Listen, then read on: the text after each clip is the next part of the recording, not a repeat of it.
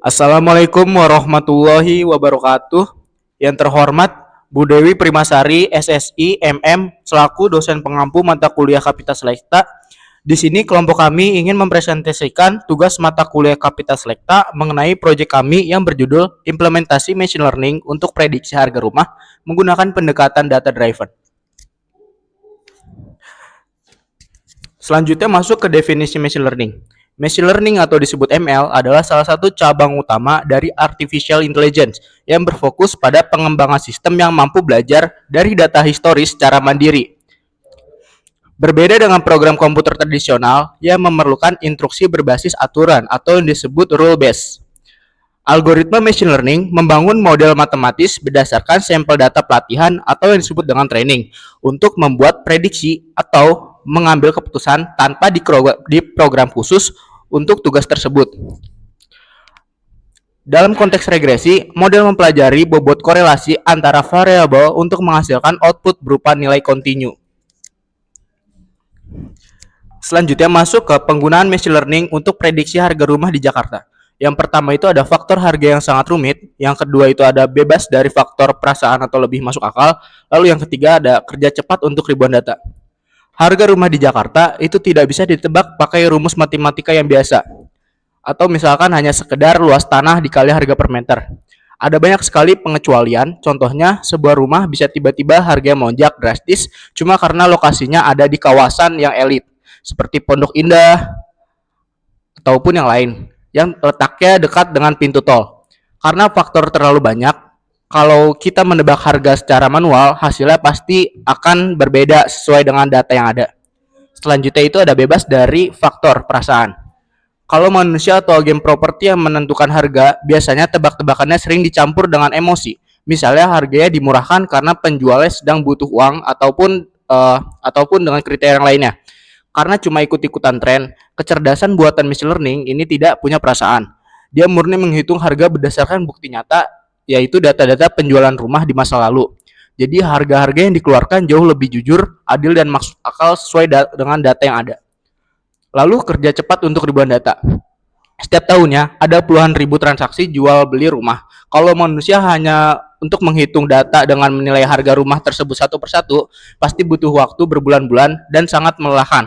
Tapi dengan sistem pintar machine learning ini, kita bisa langsung menaksir harga ribuan rumah sekaligus hanya dalam hitungan detik melalui data yang sudah dilatih. Selanjutnya ada masuk kriteria dalam perhitungan. Yang pertama itu ada luas tanah, jumlah garasi, jumlah kamar mandi, luas bangunan, jumlah kamar tidur, dan kecamatan yang ada di dalam kriteria rumah tersebut.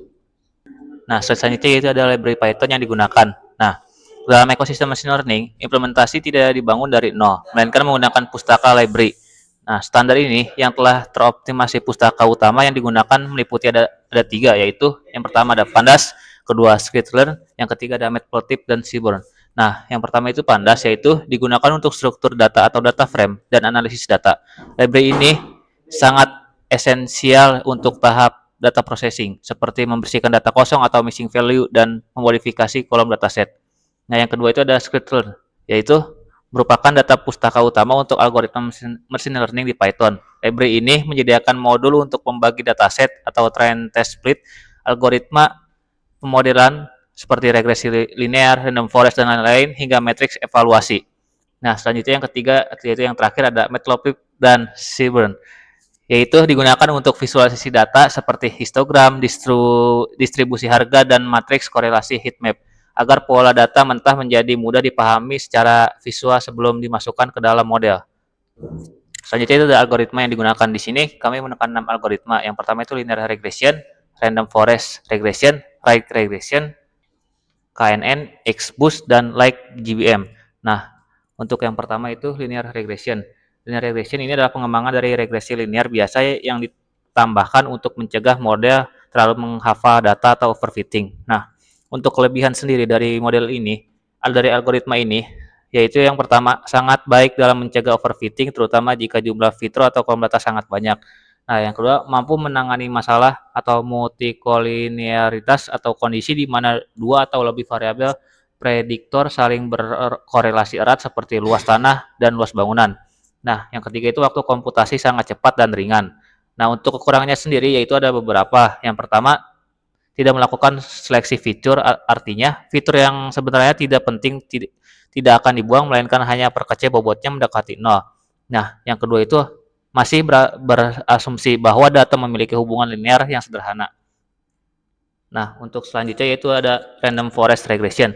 Untuk random forest regression adalah algoritma machine learning berbasis supervised learning yang digunakan untuk memprediksi nilai numerik atau kontinu dengan menggabungkan hasil dari beberapa pohon keputusan. Nah, untuk kelebihannya sendiri dari random forest regression yaitu sangat kuat dan akurat, menggabungkan ratusan decision tree acak lalu mengambil nilai rata-ratanya sehingga berhasil mengatasi kelemahan overfitting pada decision tree tunggal dan sangat kebal terhadap data outlier. Nah, untuk kekurangannya sendiri yaitu proses komputasi jauh lebih berat dan memakan banyak memori. Modelnya bersifat black box sehingga sulit melacak alasan pasti pohon mana yang menghasilkan angka prediksi akhir. Nah, selanjutnya yaitu ada linear regression. Nah, linear regression adalah algoritma supervised learning yang digunakan untuk memodalkan dan memprediksi nilai numerik atau kontinu berdasarkan hubungan linear antara satu atau lebih variabel bebas dan satu variabel terikat atau dependent variable atau label. Nah, untuk kelebihannya sendiri dari multiple linear regression yaitu sangat cocok saat proses training. Model sangat transparan dan mudah diinterpretasikan karena menghasilkan persamaan linear matematis sederhana. Nah, untuk kekurangannya sendiri dari algoritma ini ialah sering gagal menangkap pola data yang kompleks atau non-linear, sangat rentan rusak apabila terdapat data outlier atau harga rumah ekstrim.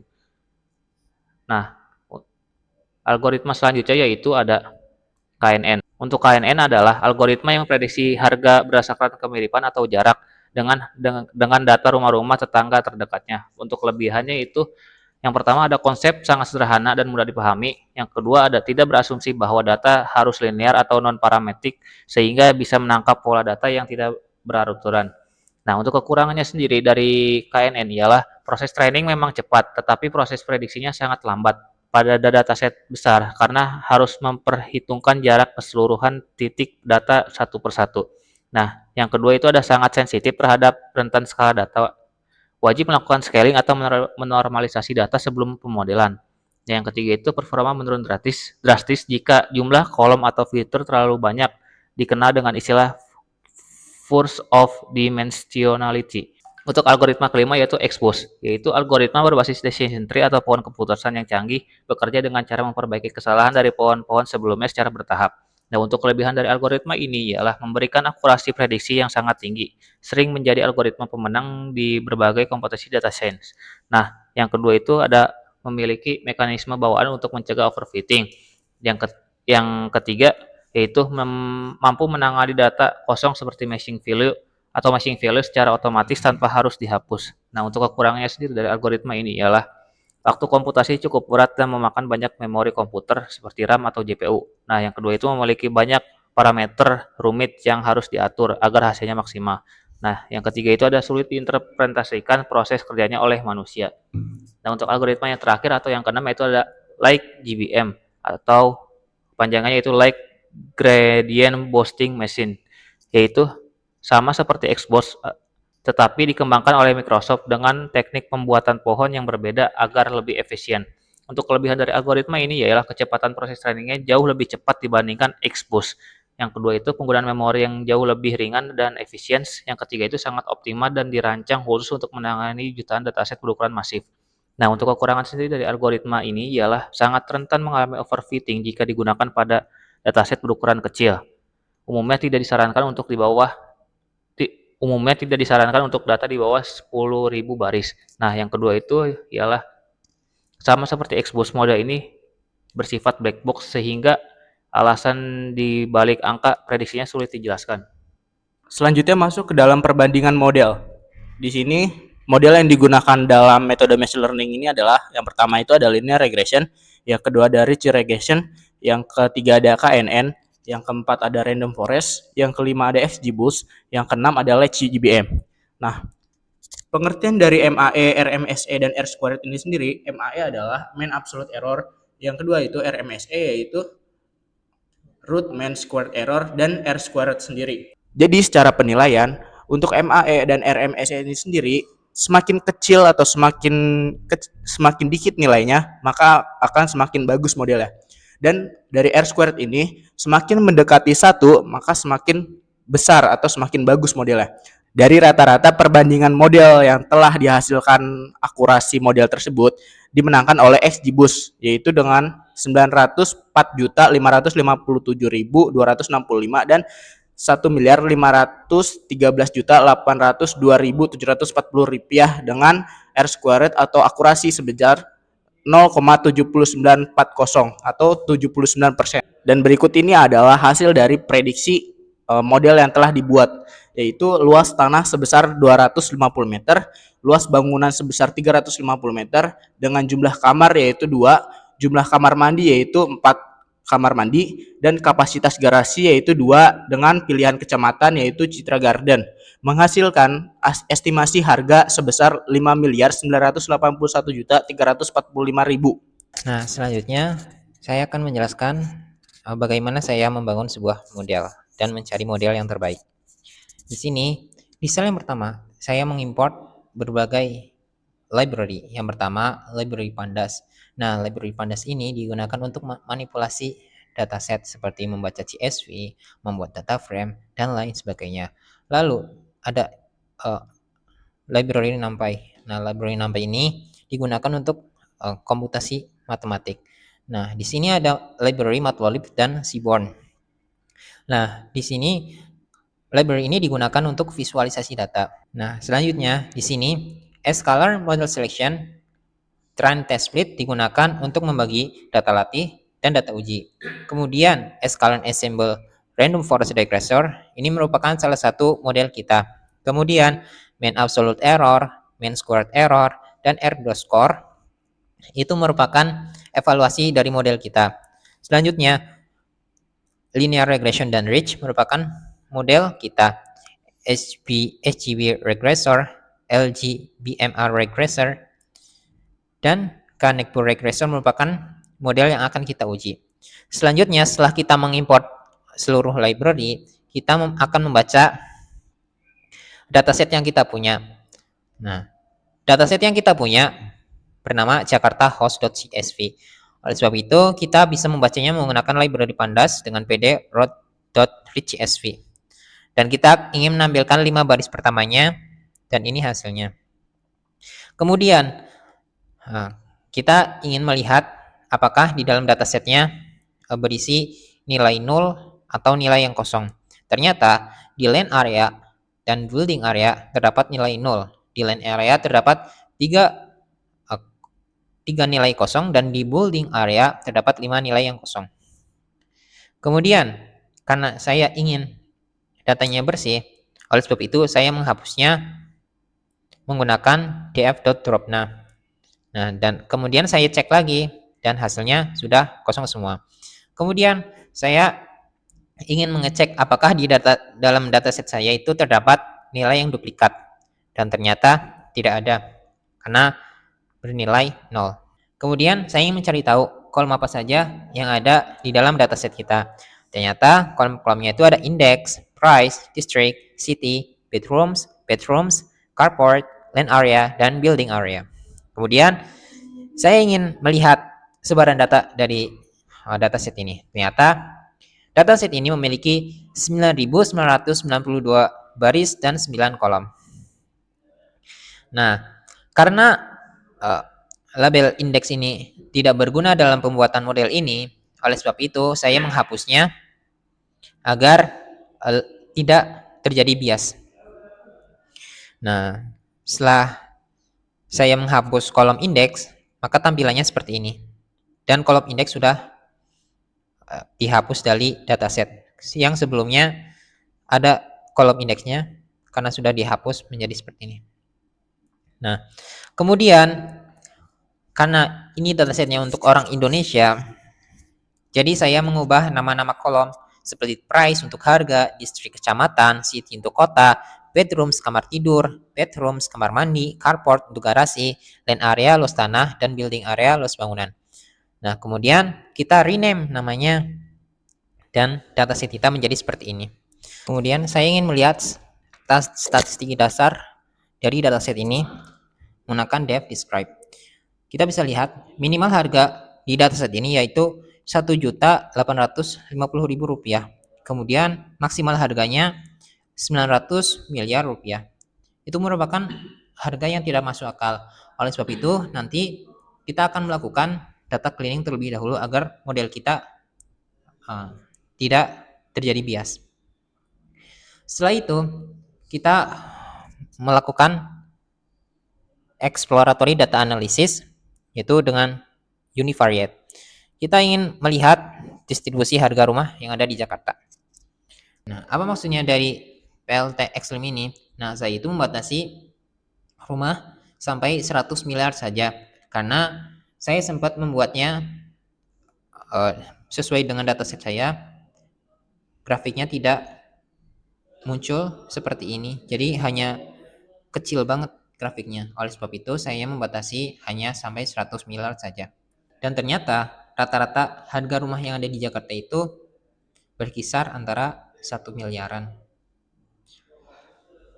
Kemudian, saya ingin melihat distribusi luas tanah dan kecamatan yang memiliki rumah terbanyak untuk dijual. Kebanyakan luas tanah di dataset ini kurang dari 2.500 meter persegi. Kemudian 10 kecamatan dengan penjualan rumah terbanyak itu yaitu ada Kelapa Gading, Pondok Indah, Pantai Indah Kapuk, Tebet, Kebayoran Baru, Sunter, Citra Garden, Jagakarsa, Cilandak, dan Kemang. Nah, selanjutnya saya ingin melihat outlier dari dataset yang saya punya.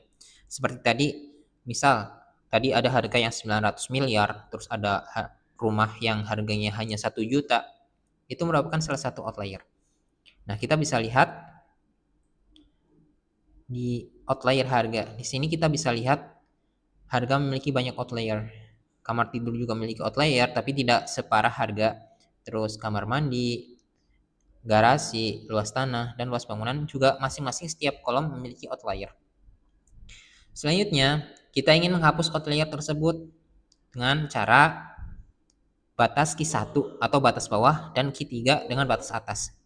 Nah, jadi ini yang merupakan data kita sebelum dihapus itu ada 9.992 baris.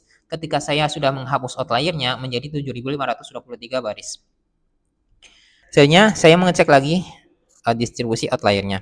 Ternyata masih ada outliernya, hanya saja tidak sebanyak sebelumnya.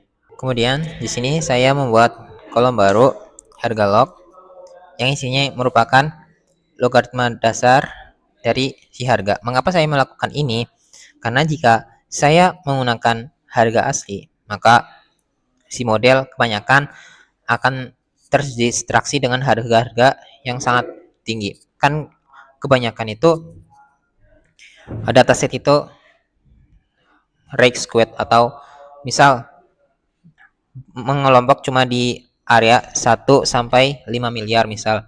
Terus ada harga rumah yang di atas 100 miliar, 200 miliar.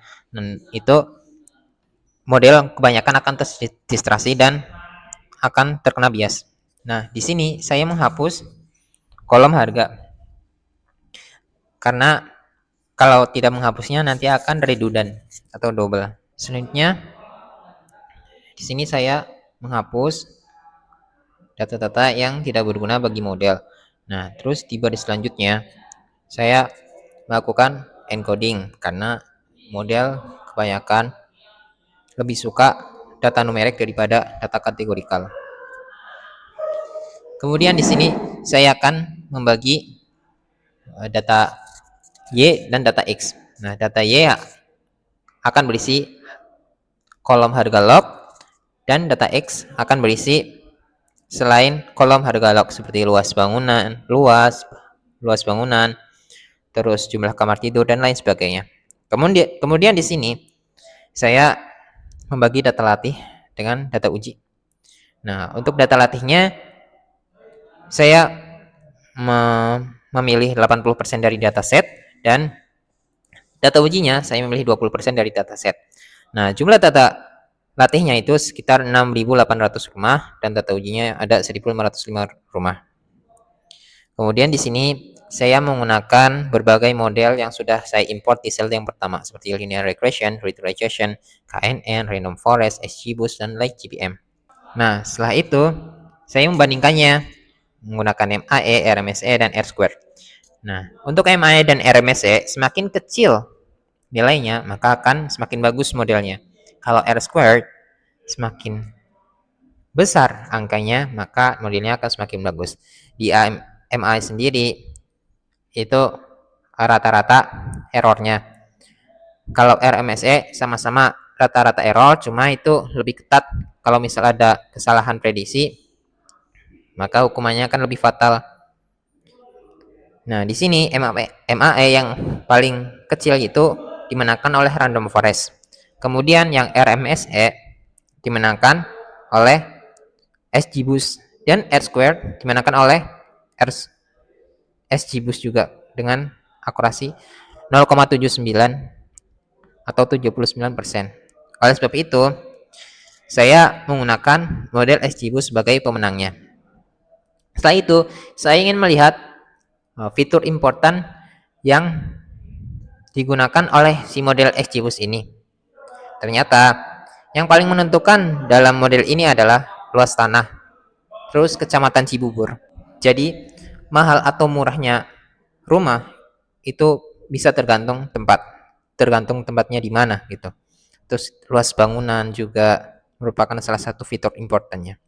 Selanjutnya kita menyimpan modelnya. Sebenarnya ini namanya bebas. Nah, saya menyimpannya dengan model rumah uik.pkl. Nah, terus setelah kita menyimpan modelnya, kita membuat aplikasi menggunakan Streamlit. Nah, bagaimana menjalankannya? Nah, caranya itu klik terminal, new terminal,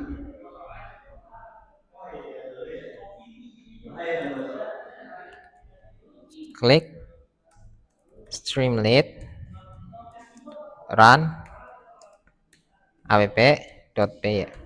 Nah, app.py ini sesuaikan dengan nama file yang dibuat. Lalu klik enter.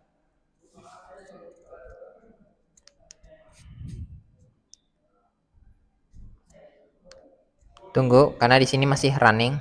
Nah, ini merupakan hasil aplikasi dan di dalamnya ada model yang telah tadi kita buat. Nah, sekarang kita akan menguji modelnya. Di sini kita akan menguji, misal kita akan menggunakan bedroomsnya 2, kamar tidurnya 2, bedroomsnya 4, dan garasinya 2. Bedroomsnya 2, bedroomsnya 4, carportnya 2. 4, garasinya 2. Terus luas tanahnya itu ada 250. Terus luas bangunannya 350. Ini 200.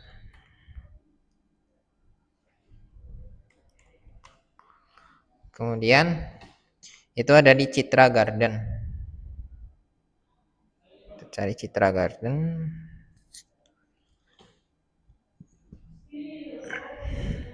Terus estimasi. Nah, harganya sekitar 5.981.345.792 rupiah. Nah, kita bisa lihat harga aslinya itu sekitar 5.900.000.000 rupiah. Nah, di sini ada error sekitar 81 juta rupiah.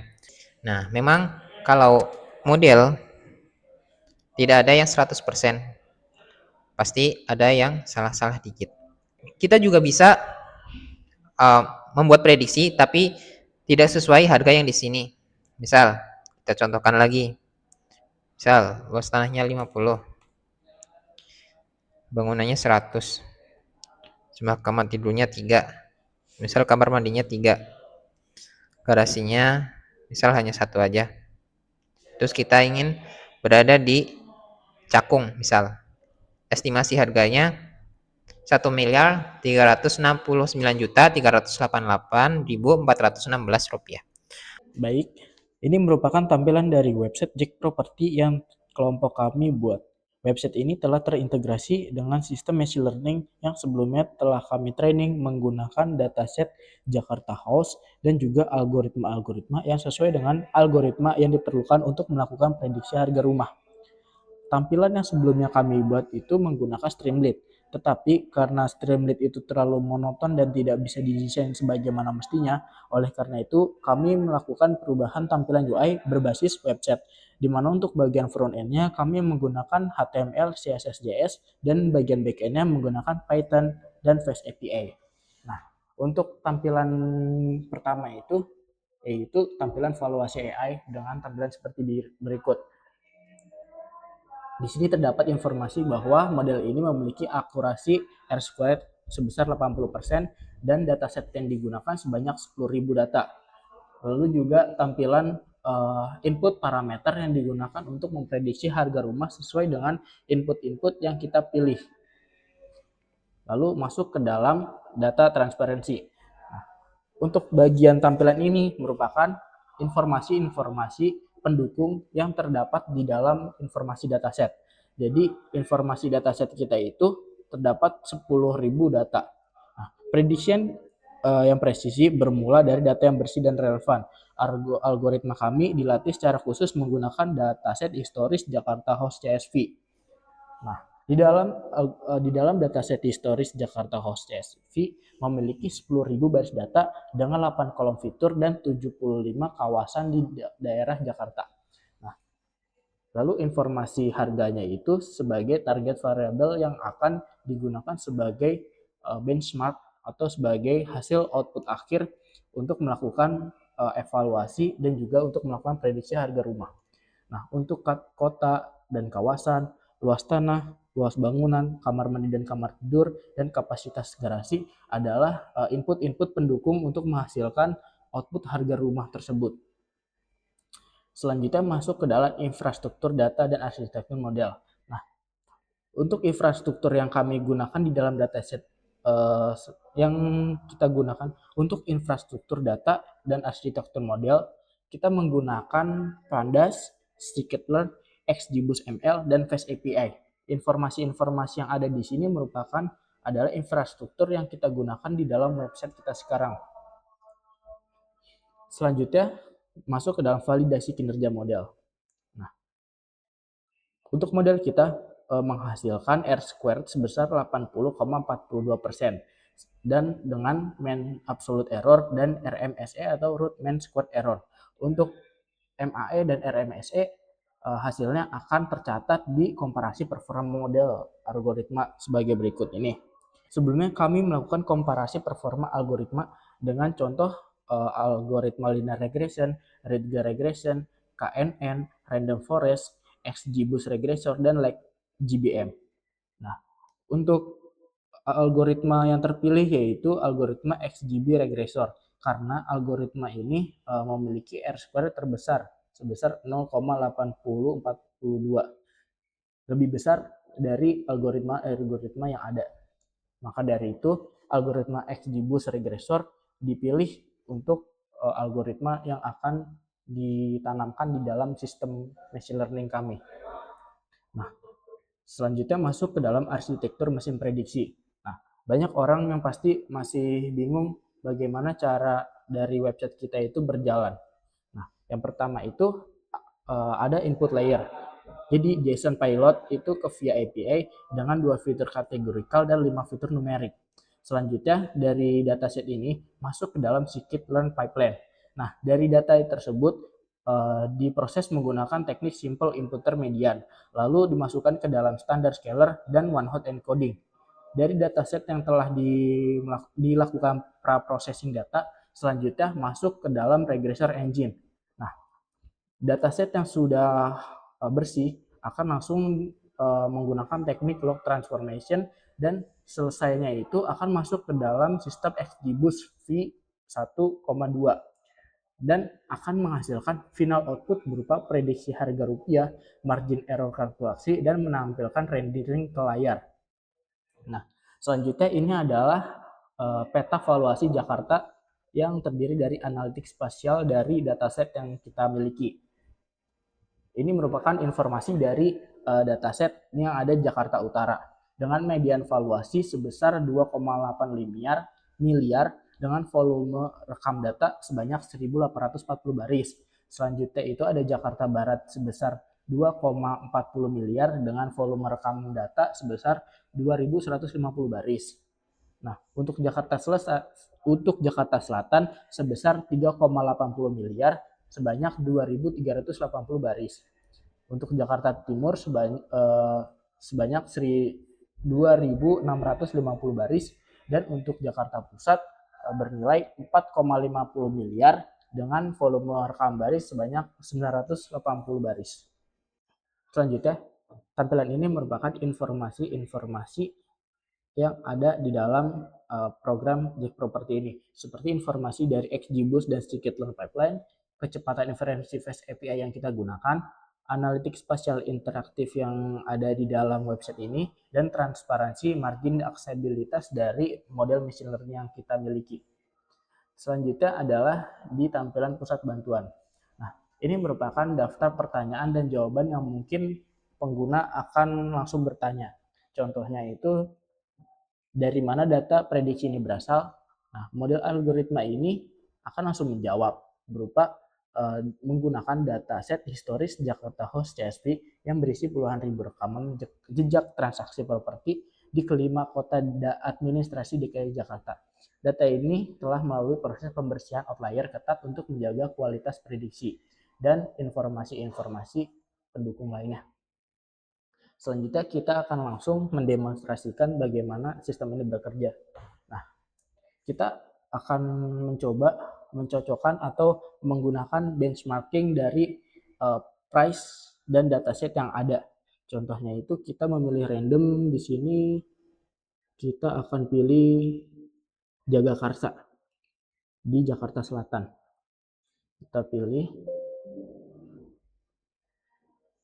Kita pilih Jakarta Selatan di kawasan Jagakarsa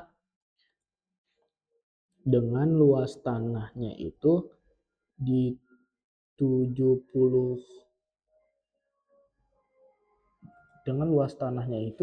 meter dan luas bangunannya itu di 80 meter. Dan kamar tidurnya itu tidak 3, kamar mandinya 3, dan garasinya 3. Kita jalankan hasil prediksinya. Nah, dapatkan laporan estimasi AI dengan nilai pasar yaitu sebesar 1,4 miliar 12 juta. Kita bandingkan dengan harga yang ada di lapangan.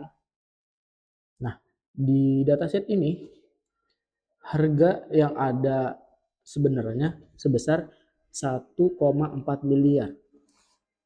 Hasil dari kriteria rumah yang ada di Jagakarsa dengan kriteria tertentu yang sudah dimasukkan sebelumnya, lalu diinputkan menghasilkan prediksi harga sebesar 1,4 miliar 12 juta. Kita bandingkan dengan harga asli yang ada di rumah di luar, yaitu sebesar 1,4 miliar. Jadi sistem prediksi website Jack Property ini sudah dipastikan berjalan dengan semestinya dan akurat dengan tingkat keyakinan setinggi 94%.